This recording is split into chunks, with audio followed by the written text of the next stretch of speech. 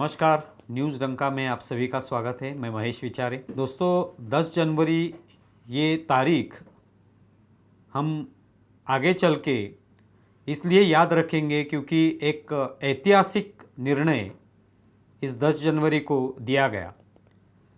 महाराष्ट्र के विधानसभा के अध्यक्ष राहुल नार्वेकर उन्होंने आज ये निर्णय देते हुए कहा कि शिवसेना अभी शिंदे गुट की है, या एकनाथ शिंदे जो कि महाराष्ट्र के मुख्यमंत्री हैं वो आज से शिवसेना के प्रमुख रहेंगी। एक बार ये निर्णय देने के बाद पूरे महाराष्ट्र में उसकी चर्चा शुरू हो गई, देश भर में उसकी चर्चा शुरू हो गई।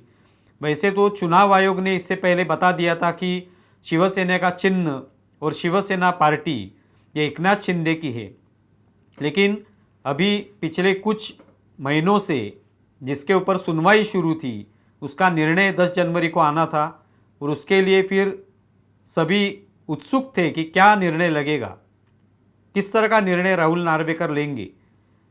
तो इसमें ये तय हो गया, निश्चित हो गया कि अभी ये शिवसेना पार्टी एकनाथ शिंदे की है, उद्धव ठाकरे की नहीं।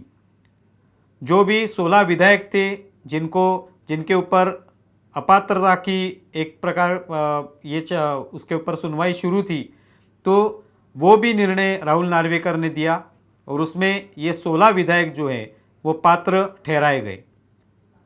अभी ये बात आगे आ रही है कि स्वाभाविक तौर पे राहुल नार्वेकर ने जो निर्णय दिया उसके बाद उद्धव ठाकरे, संजय राउत या उद्धव ठाकरे गुट के जितने भी नेता हैं सभी कड़ी आलोचना कर रहे हैं कि राहुल नार्वेकर ने गलत निर्णय लिया, उन्होंने किसके तो दबाव में ये निर्णय लिया है।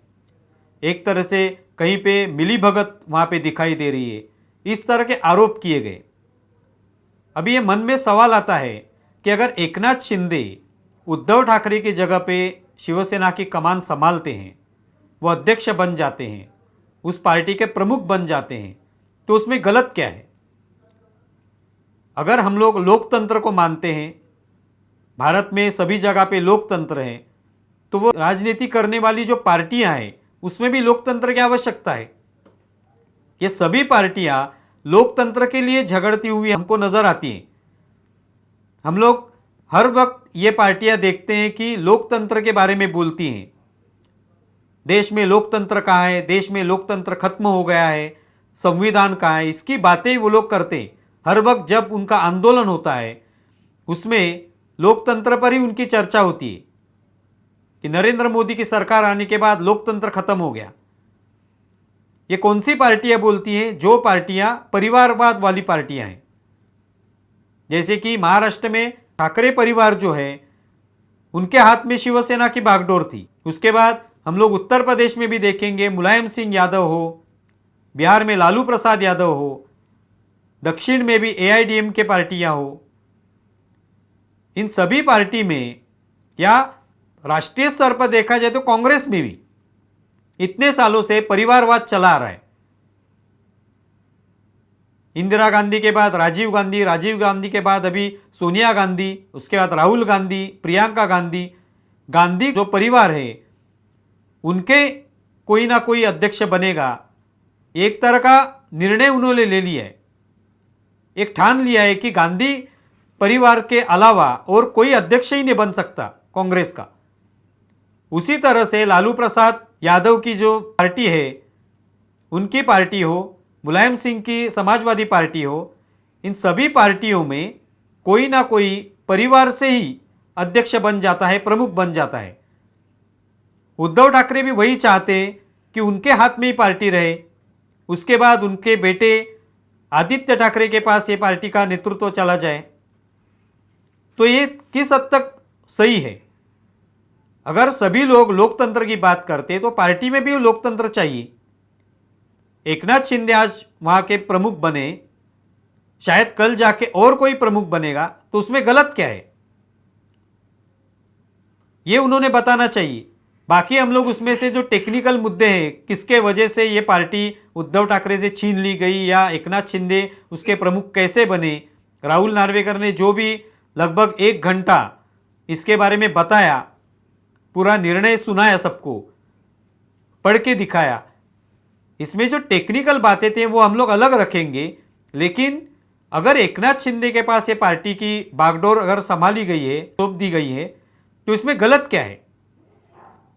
एकनाथ शिंदे भी बहुत सालों से इस पार्टी में काम कर रहे हैं, वो विधायक रहे, मंत्री रहे और अपनी क्षमता उन्होंने सिद्ध की है, दिखा दी उन्होंने अपनी क्षमता।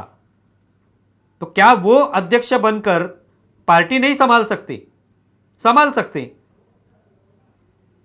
तो उन्होंने जब उनको ये पूछा गया इस निर्णय के बाद, तभी उन्होंने भी वही कहा कि एक तरह से ये निर्णय पूरे देश भर में जो अलग अलग पार्टियों में परिवारवाद चल रहा है उसको खत्म करने वाला ये निर्णय है, और एक तरीके से सही है।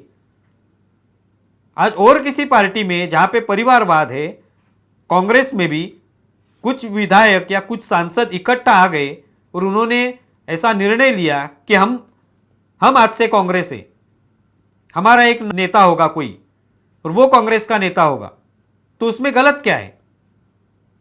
ये नौबत क्यों आती है? इसके लिए हर पार्टी में, भले ही वो प्रादेशिक पार्टी हो, राष्ट्रीय स्तर की पार्टी हो, उन्होंने ये सोचना चाहिए कि हमारे पार्टी में लोकतंत्र होना चाहिए, हर वक्त चुनाव होने चाहिए।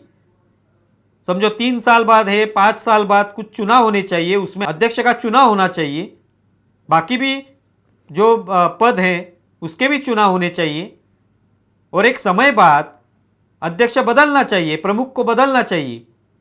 इसमें गलत क्या है? उद्धव ठाकरे ये एक तरीके से आज इतने सालों से अध्यक्ष पद पर थे शिवसेना के, इसके बाद उन्होंने एकनाथ शिंदे के हाथ में या और किसी नेता के हाथ में अगर शिवसेना की कमान सौंपी होती तो आज ये सवाल ही नहीं उठता। लेकिन उनको ये पूरी सत्ता जो है पार्टी की उनके पास चाहिए, उसके बाद उनके ही परिवार के किसी नेता के पास या परिवार के किसी सदस्य के पास ये बागडोर देनी है। आदित्य ठाकरे हो गए, उसके बाद तेजस ठाकरे का नाम आ रहा है, रश्मि ठाकरे का नाम भी सामने आता है कि वो मुख्यमंत्री बनेंगी। तो ये सभी एक परिवार से ही जुड़ा होता है। एक तरह से ये निर्णय इस परिवारवाद को खत्म करने वाला है। प्रधानमंत्री नरेंद्र मोदी अपने भाषण में बार बार कहते आ रहे हैं कि परिवारवाद जो है खत्म होना चाहिए, जिस पार्टी में भी परिवारवाद है उसको नष्ट कर देना चाहिए और लोकतंत्र आना चाहिए पार्टी में। तो अगर ये लोकतंत्र शिवसेना में आ रहा है तो उसका हम लोगों ने स्वागत करना चाहिए, ना कि उसका विरोध। आप इसके बारे में क्या सोचते हैं? आपकी प्रतिक्रिया लिखिए, हमारा ये वीडियो ज़्यादा से ज़्यादा शेयर कीजिए और हमारा YouTube चैनल सब्सक्राइब कीजिए। धन्यवाद।